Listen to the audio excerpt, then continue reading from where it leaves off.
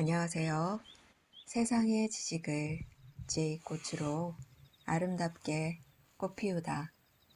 붓다이 웰싱킹 덕원입니다. 오늘 여러분들께 소개해드릴 책은 그렉 맥커운 지음, 김원호 옮김, RH 코리아에서 출간한 에센셜 리즘입니다. 이 책은 최상의 결과를 이끌어낼 수 있도록 자신의 역량을 투입하는 방법을 매우 간결하면서 설득력 있게 제시해 줍니다. 스티브 잡스, 워런 버핏, 간디. 위대한 성과를 만들어내는 사람들의 공통점, 에센셜 리즘. 렌터카를 새 차에서 돌려준 적이 있나요? 그런가 하면 당신의 옷장에는 몇 년 동안 입지도 않고 방치되어 있는 옷이 있지는 않나요? 이른바 소유 효과입니다. 사람들은 자신이 소유한 것에 대해서는 실제보다 더 높은 가치를 매기고 그렇지 않은 건 더 낮은 가치를 매기게 됩니다.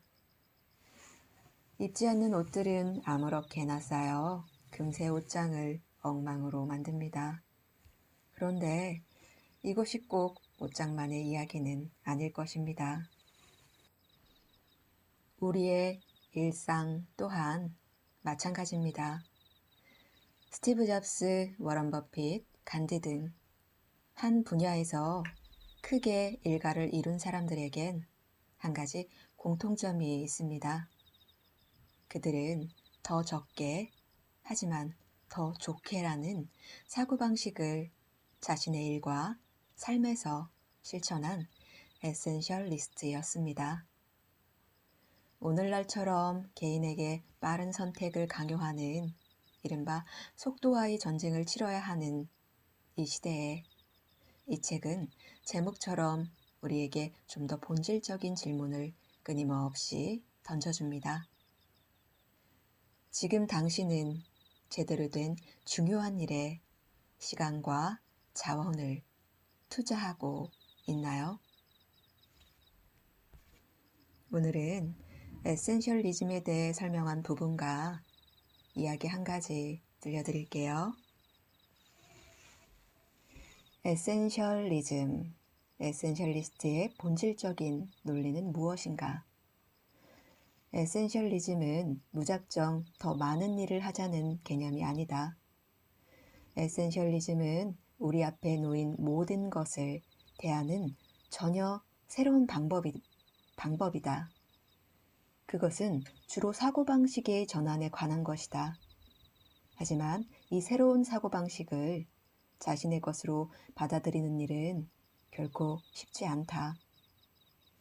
사람들 사이에 깊숙이 뿌리 박힌 몇 가지 사고방식이 끊임없이 우리를 에센셜리즘의 반대 방향으로 잡아당기기 때문이다. 에센셜리스트가 되기 위해서는 반드시 극복해야 하는 세 가지 궤변이 있다. 나는 그것을 꼭 해야 해. 전부 다 중요한 거야. 모두 다 해낼 수 있어. 이 세 가지 궤변은 사람들 사이에 너무나도 강력하게 뿌리를 내리고 있어서 극복하기가 결코 쉽지 않다. 이러한 궤변은 바다 요정 사이렌의 노래와도 같아서 사람들을 매혹시키지만 거기에 매혹된 사람들은 아주 위험한 수렁에 빠져들게 된다. 에센셜리스트가 되기 위해서는 이러한 잘못된 함정에 빠지지 말고 다음 세 가지 진실을 받아들일 필요가 있다. 나는 선택할 수 있다. 정말로 중요한 것은 극소수에 불과하다. 모든 것을 다 해낼 수는 없다. 라는 세 가지 진실 말이다. 이 세 가지 단순한 진실을 받아들일 때 우리는 정말로 중요한 것들을 추구할 수 있다. 그래야 스스로 만족하는 성공적인 삶을 살 수 있는 가능성도 높아진다. 진실과는 다른 궤변들을 버리고 에센셜리즘의 본질적인 논리를 받아들인다면 에센셜리스트의 길은 매우 자연스러운 사고방식이자 행동 양식이 되어줄 것이다. 다음 들려드릴 이야기는 마지막 챕터 20번째입니다. 에센셜리스트가 되자. 에센셜리스트로서의 삶. 분주한 삶이 가져오는 황폐함을 경계하라. 소크라테스. 처음에 간디는 변호사가 되기 위해 영국에서 공부를 하고 있었다. 부유한 집안 출신의 변호사로 그의 미래는 매우 밝아 보였다. 그는 매일같이 확신을 가지고 하루를 시작했고 인생의 목표도 분명했다. 법조계에서 확고하게 자리를 잡아 평안한 인생을 산다는 것 말이다. 하지만 다른 나라들을 여행하게 되면서 모든 것이 달라졌다. 마하트마 간디는 남아프리카에서 심각한 인종차별을 겪게 되었고 그 일을 계기로 인생의 새로운 목표를 갖게 되었다. 전 세계에서 차별과 억압을 몰아낸다는 목표가 그것이었다.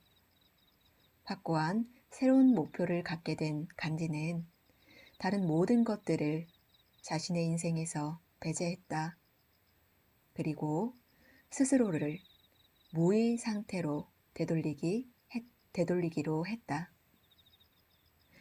그는 자신이 직접 짠 투박한 무명옷을 입고 지냈고 자신을 따르는 사람들에게도 그렇게 하라고 가르쳤다.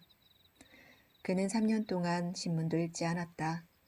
잘못된 신문기사가 그릇된 사고를 유발한다고 생각했기 때문이다. 그는 35년 동안 최소한의 절제된 식사를 하며 지냈다. 그리고 일주일의 하루는 반드시 무건 수행을 했다. 간디의 절제된 삶을 따로 설명할 수 있는 방법이 있을까 싶다. 그가 타계했을 때 그의 소유물로 남아있던 물건은 채 10가지도 되지 않았다고 한다. 물론 간디의 삶에서 가장 중요한 행적은 인도의 독립을 위해 일생을 바친 일일 것이다. 그는 일부러 정치 지도자로 나서지 않았음에도 인도의 국부로 추앙받고 있다. 게다가 그를 추앙하는 사람들은 인도 바깥에도 많이 있다. 미국 국무부 장관을 지냈던 조지 마셜은 간디가 타계했다는 소식을 듣고 이렇게 말했다. 마하트마 간디는 인류 양심의 대변인이자 겸손과 기본적인 진리를 제국들보다 더 강력한 것으로 만든 장본인이다. 그런가 하면 아인슈타인은 간디에 대해 다음과 같이 말했다. 이 정도의 존재가 살과 피를 가지고 지상으로 내려왔다는 사실을 몇 세대 후의 사람들은 거의 믿지 못할 것이다. 마하트마 간디가 진정한 에센셜리스트의 삶을 추구했다는 사실에 이의를 제기하는 사람은 아무도 없을 것이다. 물론 에센셜리스트로서의 삶을 추구하는 우리가 마하트마 간디와 같은 삶의 방식을 그대로 따를 필요는 없다. 우리는 우리 시대에 맞게 우리만의 방식으로 우리에게 적합한 범위 내에서 비본질적인 것들을 배제하며 에센셜리스트로서의 삶을 추구할 수 있다. 우리들 누구나 절대되면서도 최고의 성과를 내며 의미를 찾을 수 있는 그런 삶을 살 수 있는 것이다. 에센셜리스트로 살아가기. 에센셜리스트가 되는 것에 대한 2가지 접근법이 있다. 하나는 그것을 상황에 따라 이따금씩 추구하는 것이고 다른 하나는 온전하게 에센셜리스트가 되는 것이다. 전자의 경우 에센셜리스트가 되는 건 이미 할 일이 많은 상태에서 또 하나의 숙제를 더하는 것과도 같다. 반면에 후자의 경우는 말 그대로 에센셜리스트로서의 삶을 그대로 따른다. 에센셜리즘을 자신의 삶의 방식으로 받아들이고 모든 것을 그 방식에 따라 행하는 것이다. 진정한 에센셜리스트가 되기 위해서는 당연히 후자의 방식을 추구해야 한다. 무엇이 전공이고 무엇이 부전공인가? 에센셜리스트의 방식을 가끔씩 이용하는 비에센셜리스트들과 비에센셜리스트의 가끔씩 길로 빠져드는 에센셜리스트들 사이에는 커다란 차이점이 있다. 이 차이점을 명확하게 알 수 있도록 해주는 질문이 하나 있다. 어느 쪽이 전공이고 어느 쪽이 부전공인가? 사실 우리는 에센셜리스트의 특성과 비에센셜리스트의 특성을 모두 가지고 있다. 문제는 무엇이 우리의 중심을 잡고 있는가?